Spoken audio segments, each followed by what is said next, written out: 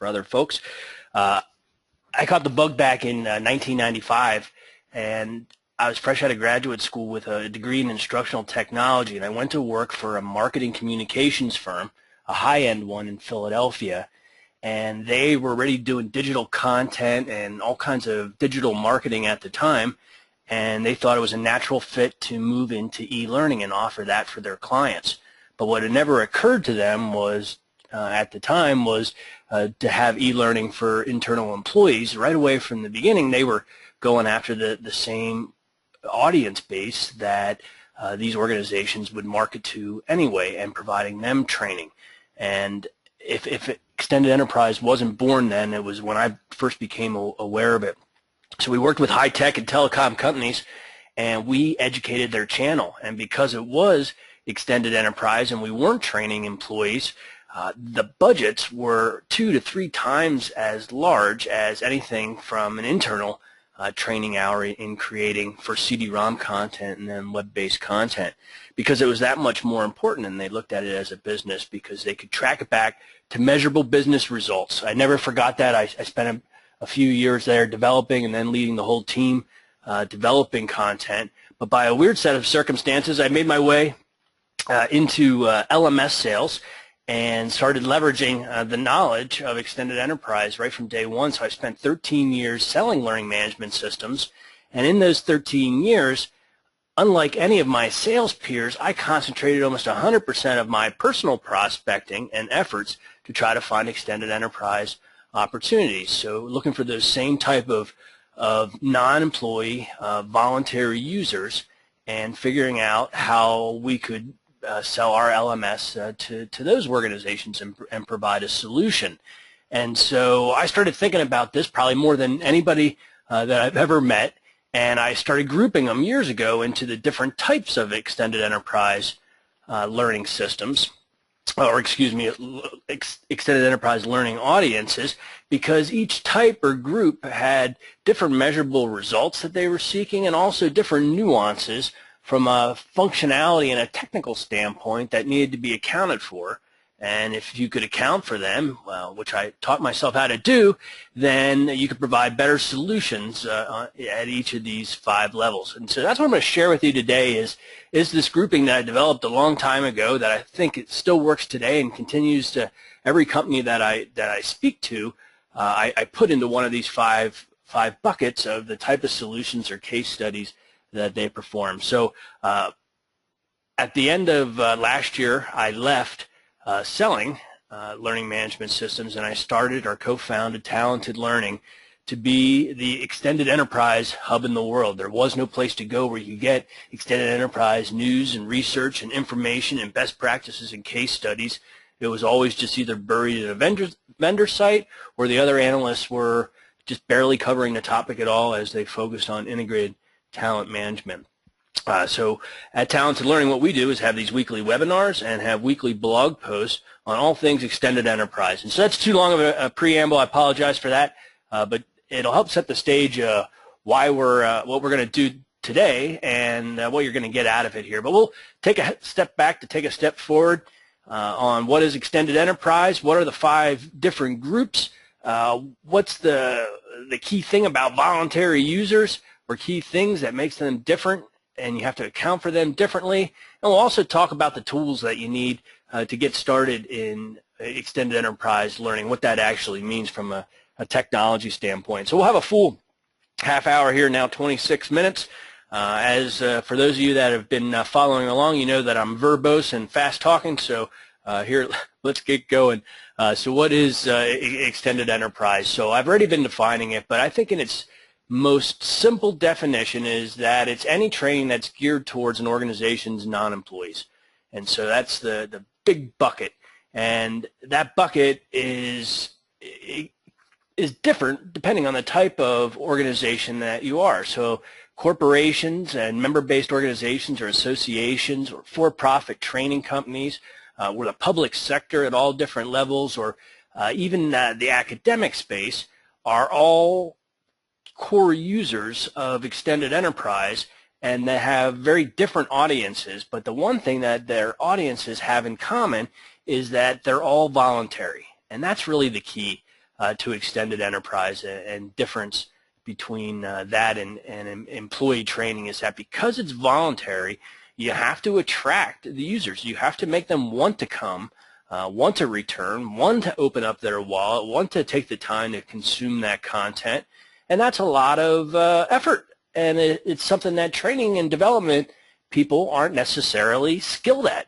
As training and development, we're great at Gagne's events of instruction and in other tying things to objectives and all those great things of making great content.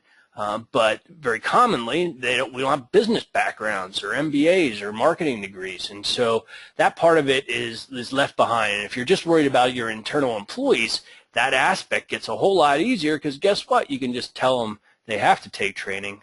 There is no voluntary component. So that voluntary component changes this field and makes it its own field, in my opinion, of extended enterprise, because now your skill set is no longer just instruction.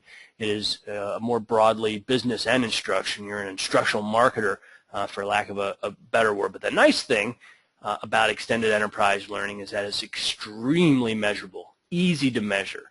And we'll get into why that is here in a second. And each one of these case studies that we'll go look through, we'll show you the measurable results, because at the end of the day, you can, unlike internal employees, you can really see what the impact is of your training. And so let's look at some of the differences real quick. Extended enterprise users, they have to perceive value in this content, and employees just take assigned content.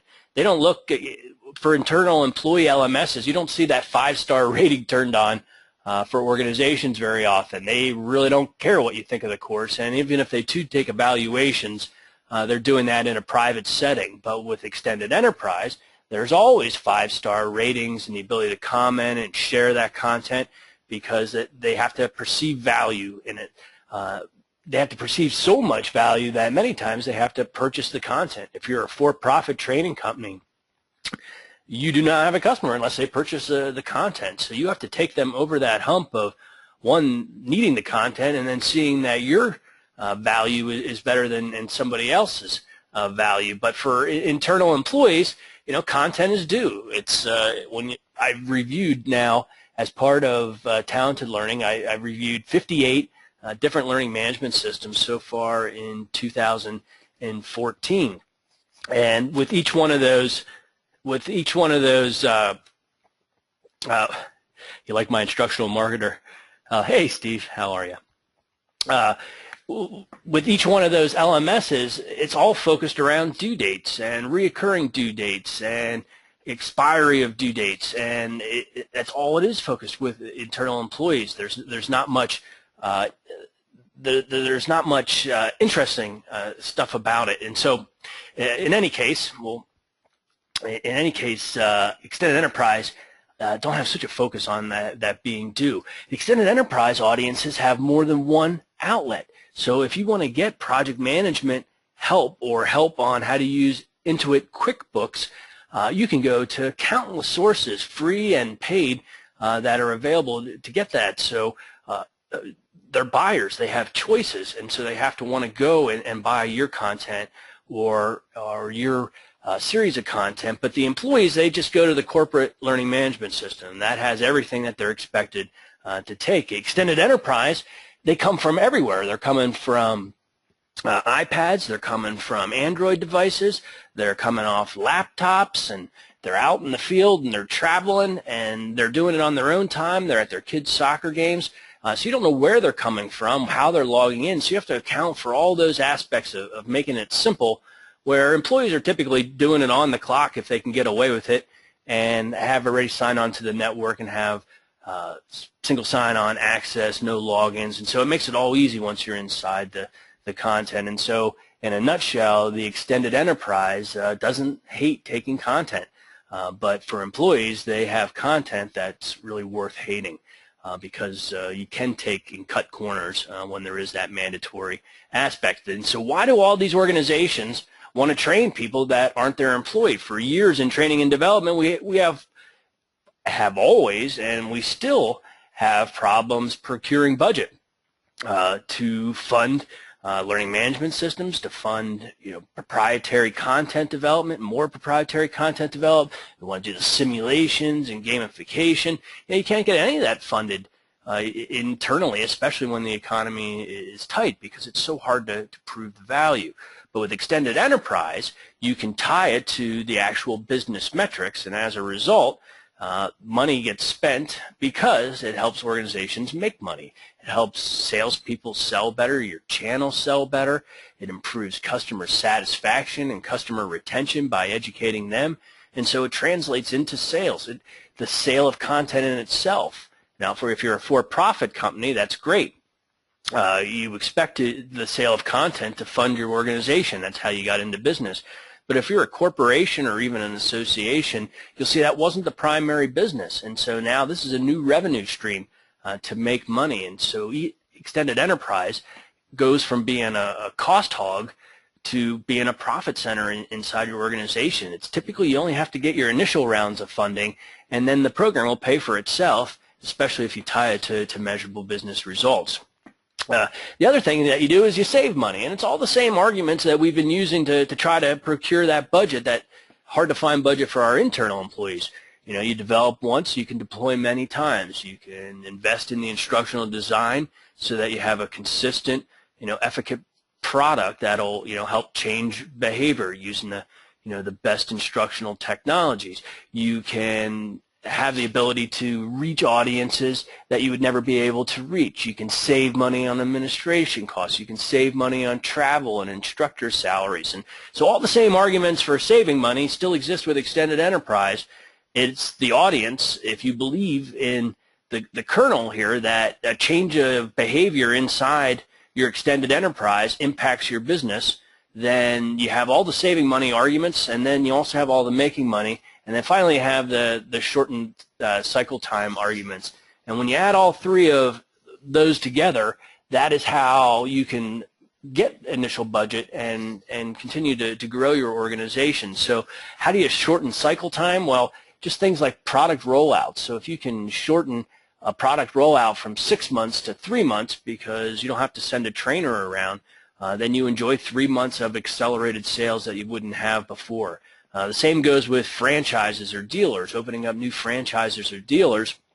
The whole period of onboarding them, ramping them up, opening up that location. Once again, if you can streamline that process globally, that has implications in dollars and cents from their revenue standpoint, but also just from getting it off the books as just a pure cost thing from opening up a new dealer. If you think of salespeople that are inside the channel, so if you're a value-added reseller for Microsoft and you hire a new salesperson to, sell IT products locally, the time to proficiency, if you're Microsoft, if you can get that person up to speed on Microsoft products sooner versus later, you have a better opportunity of driving sales from that particular person, so shortening that cycle time of ramp up. So these are the people that are involved in extended enterprise. The instructional marketers are looking at this of trying to find how they're impacting the business in these three categories, and the smart ones are using this as the backbone of their business case. And you can basically compare trained versus untrained audiences in your extended enterprise and see how they act differently and measure that difference, and that's how you get to these bullets. That's how you prove the value of your solution. So what do you need to get going on extended enterprise? You need a learning management system that keeps track of all your content, your users, and the relationship between the two. You need authoring tools of some sort, whether that's Storyline or Captivate or other, or Camtasia, other tools that allow you to, Composica, to create content, create e-learning content and put assessments in there. Many times learning management systems have authoring tools in there. You need a virtual classroom, in my opinion, because that's the easiest, cheapest way to start creating content. That's what we're doing here today. The process of putting together this webinar is easier than putting together a 30-minute self-paced e-learning program. So this comes first, the e-learning program comes second, and that's what a lot of organizations that are selling content take that step. So especially if you're a small training company or a small shop, a virtual classroom will allow you to create content quicker and launch quicker and start building that audience. Here's something that training and development doesn't even know what it is, a CRM. It is not anything that was ever brought up in any of my education, but I couldn't run Talented Learning without it. CRM is the system that allows me to collect data off my website, for example, from forms and leads. It allows me to keep track of my business from my consulting business from a pipeline standpoint of opportunities, consulting opportunities. It allows me to keep track of all the contacts that I make in these 50 different LMS organizations and manage my relationships with those. And same goes with the clients that are purchasing learning management systems. And so a CRM is the way that you can keep in touch and constantly tickle them and push new information to them and promotions and engage them and try to entice them to enter into your site. And so those are a big piece of extended enterprise learning management systems that you need. And another way to do that is through social collaboration tools. But what they do is that facilitates the communication, but it doesn't organize it for you. So the difference between the CRM and social collaboration is the CRM is really the organization's view, and nobody else really gets to see that view, but it has, in a sense, the same effect of facilitating collaboration in your audiences. So from a corporate e-learning standpoint, number one, this is your customers, your sales channel, your distribution channel. They could be retailers, agents, dealers, franchises. They go by a lot of names, but what's common about them is that they represent your brand, they sell your products and services, and not only that, in most cases or many cases, your channel isn't captured, meaning that they're also selling competitive products and solutions. And so it's always a fight for mind share with these organizations to try to get the agents to want to sell your products and services better than somebody else's. And how do you do that? It's by making it easy for them to sell. As a sales guy for 13 years, that's why I sold extended enterprise LMS solutions, because I knew how and I knew everything about it, and it was easy because I focused on that particular specialty. And every salesperson is the same. I wasn't any good at selling talent systems because I didn't enjoy it and I didn't like it and I didn't know enough about it, and I typically didn't find myself very far in those opportunities. So every salesperson is the same way. So corporate extended enterprise is all about changing that behavior of the salesperson, whether that's at the dealer level or at the retail level or at the wholesale level, so that they represent your products and services and are incentivized to do so, and they have the knowledge and the tools to be able to do that effectively. And so for corporate e-learning, then the other group, of course, is the customers. And I've done a lot of writing here, webinars recently about customer learning, but if your customers are smarter, they use your products and services better and they become more loyal. It's as simple as that. And the whole cycle perpetuates itself, so they'll buy more and they'll buy better. And I just see it in myself time and time again. I use the Zoho service. They have, that's my CRM, and they also have calendar tools and mail tools and a whole different series of things. And they educate me on the one, and then they cross-educate me. And the next thing you know, I'm using the whole suite of their products right now and running my business on there. And it was all because of customer learning and customer training. And so that's another tangible thing. They can look in their database today and say, this John Lay character took these online courses, and now look, he's using our CRM. And now they can say how much I'm paying every month and how much that course was worth just in my one instance. And you can do that for your entire channel, which is what makes it powerful. A good case study. So I went to the vendor community here and asked for some case studies and slides. So I show you some real live examples here. But this is probably one of the best examples in the world. This is Yum Brands. This is Saba's client. It's been Saba's client since before I was selling LMSs. It's just been forever. They've standardized. Yum Brands is exactly that. It's Taco Bell, Pizza Hut, Kentucky Fried Chicken, all my favorites. They've got restaurants in every corner, nook and cranny of the world, 40,000 plus of them. They've got 800,000 extended enterprise users, franchise owners, and their employees, but they still have to standardize, even though it's not their employees. And in this case, Pizza Hut's not also selling Domino's pizzas. So this is a captured channel, or franchises are. So you have the task or they have the task of ensuring consistency of product and experience throughout the whole world on each one of these brands differently with employees that are not their own. That's a big challenge. And driving customer service and satisfaction is a challenge. Driving employee satisfaction is a challenge in that. And so they use their learning management system to coordinate all this in multiple languages on a global basis. They've tied it to an increase in hospitality scores, 2%. Doesn't sound like a lot, but 2% across 40,000 restaurants is just amazing. They also reduced employee turnover from trained versus untrained groups by 20%.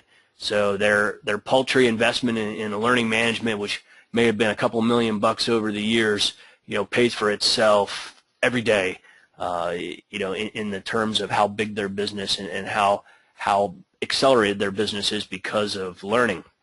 The next big group is member organizations, and associations are probably the most common, but I'm seeing a lot of unions now that, because of negotiations, have a certain amount of content or training or professional development that they put out as a result. Like everybody else, they found out that e-learning and learning technology is the way to maximize that budget. So we see a lot of unions moving into enterprise learning management systems for their members, and also nonprofit groups of usually the global non-governmental nonprofit type organizations like the World Trade Organization or things like that are doing it at a global altruistic level. But for the other groups, the associations primarily, now that's a business that a lot of associations are in, and a lot of LMS providers that target them are in. But associations for generations have made their money on having an annual trade show, providing live sessions that you sign up for, concurrent sessions from speakers from around the industry, giving you credit for attending these sessions and allowing you to earn certifications, and basically doing all the things that sound a whole lot like a learning management system, except that they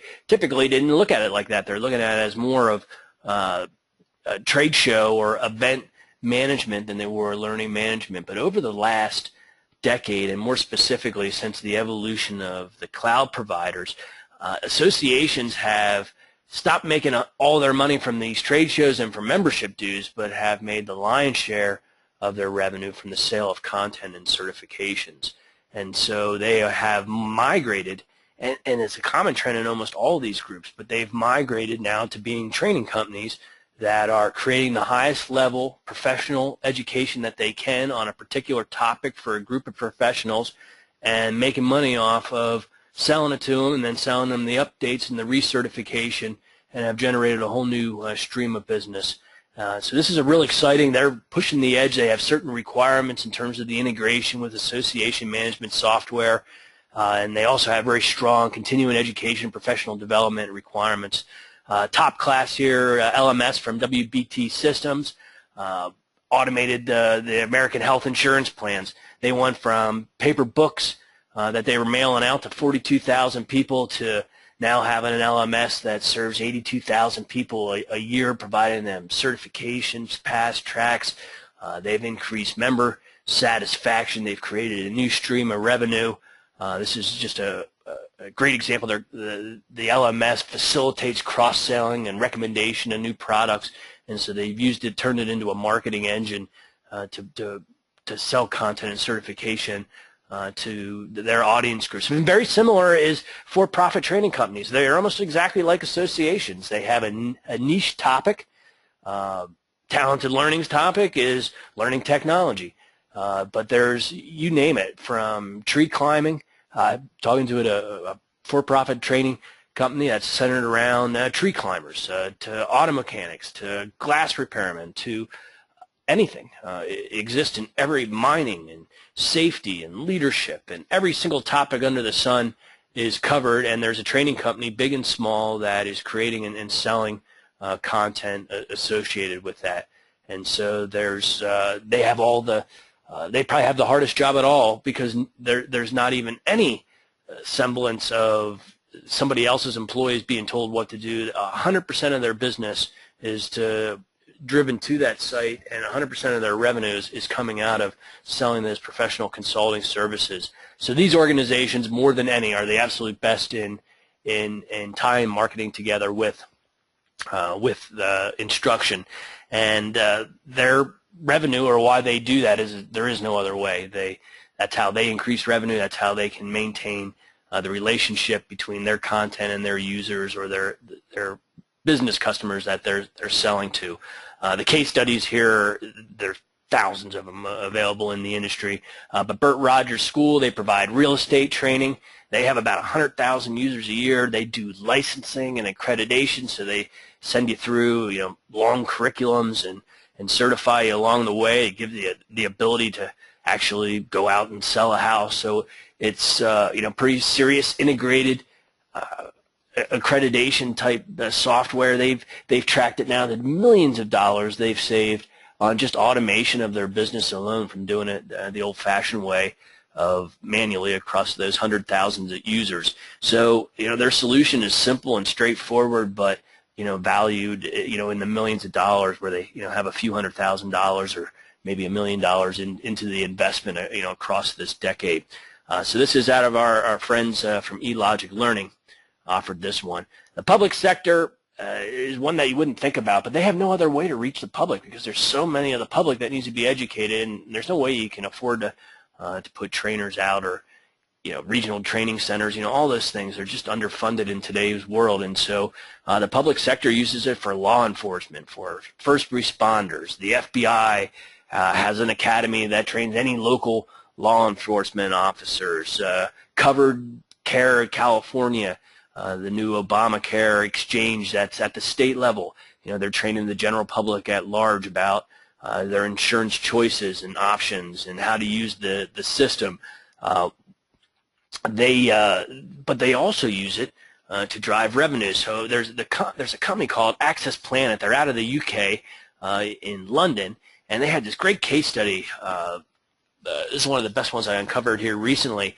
But so you get caught speeding, and you get the fine, but you also get points on your license in the UK, and so they offer you the ability to take this 3-hour course, and you can take this course and not get the points, and you can do this every so often, every few years or so, so that you can save yourself the points and the insurance dollars. And by the way, they charge you to the tune of about £100.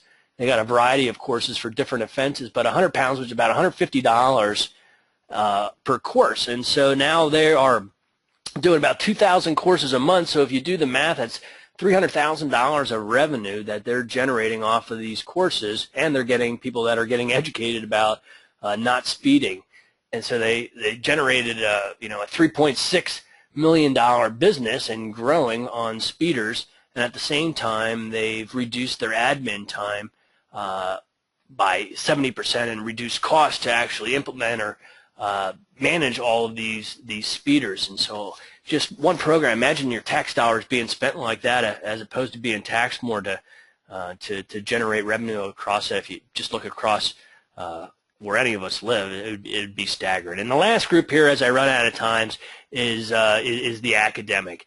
And the academic has never really been a part of extended enterprise, but now they've got the same problems as the rest of us, the same challenges, the same opportunities, and it's because of MOOCs. Because MOOCs have changed the world, and they've legitimized online learning from an education standpoint. There's a measurable impact because it improves their brand. It's public awareness of their education. If Harvard and MIT is offering these courses, then that shows that you can teach online. And so this is the biggest business. Just recently, I've just seen so many organizations come at this MOOC concept for corporate America from different angles, from just helping individual teachers or trainers to do flipped classrooms. But what MOOCs are is basically massive online open courses. So you can go to Harvard or MIT and you can take a course and pay tuition to sit there in the classroom, but they offer that exact same course to anybody who wants to take it for free. Now the catch is you don't get any accreditation for it, or you have to pay if you want accreditation for it, but you get to consume the content for free. And a lot of people say, well, geez, why would you want to do that? And so long before there was a concept of MOOCs, there's this company called the Great Courses, or the teaching company. And as a sales guy, I spent so much time driving. I spent 3, 4, 5 hours in the car just all the time without thinking about it. So I started taking these first on audio disc, and then on DVD, and now on my phone, these courses on every conceivable topic, from science to math to astronomy to all the ancient Greek and Roman and Mesopotamian, and I just explored topic after topic after topic versus listen to the radio. Never got credit for any of that, and but then MOOCs came along, Coursera, edX, and Udacity, where they do the same thing. They offer courses, and you get to learn from the best professors around the world and educate yourself and keep a transcript or a record of that particular stuff. And if you think about the developing world or workforce development, of the power now of enticing people and changing behavior on such a massive open scale, this is probably the group of extended enterprise that's going to impact the world the most. And so we're covering it more and more. You'll see a bunch of articles here coming out on MOOCs and academic extended enterprise here on the site here in the future. At Khan Academy, if you got kids, this is a great one, by the way. I know I'm over and we're wrapping up right now. But Khan Academy is, my kids are 8 and 11, and we're working on math, so I opened up accounts for them. They do assessments, based on different curriculums of math and science, and figure out where they are, and then provide them lessons to close that gap and tie gamification into it. And it's all for free, and my kids love it, and they're getting so much smarter in math. And it's just a great example of another one of these open courses. And so, conclusion, there's many different types of extended enterprise learning. If you're following my blog, I've got 50 articles writing about it this year alone.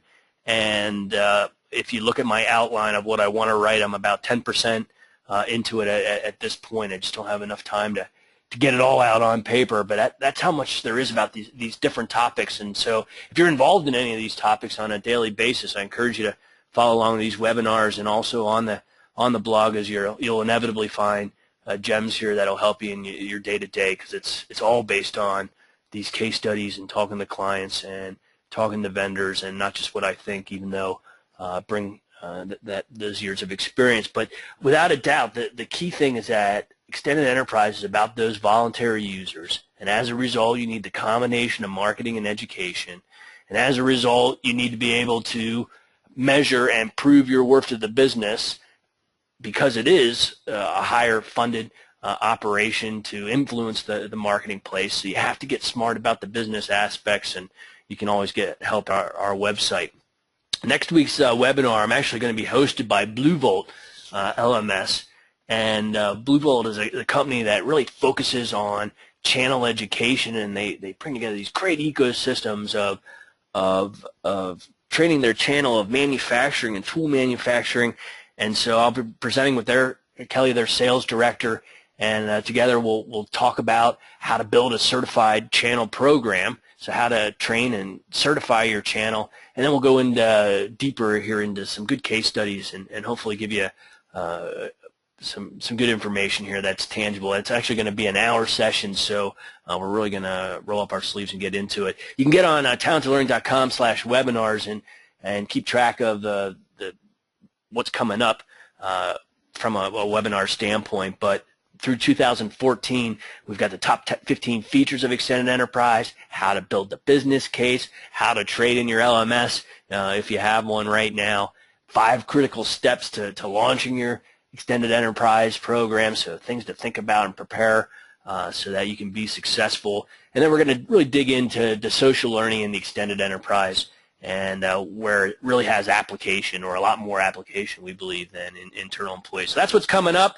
That ugly mug is me. You can email me at johnlay@talentedlearning.com. Please, LinkedIn. Hey, I just yesterday launched the Extended Enterprise Talented Learning Group on LinkedIn. Just search for Talented Learning in groups, and please join our group, where you can share and participate in the discussion here about extended enterprise. So 5 minutes over. I apologize for that. I'll see you next week on Wednesday for BlueVolt, and also next Wednesday morning at 10 a.m. with Docebo. That's D-O-C-E-B-O, and you can get to that on the webinar link.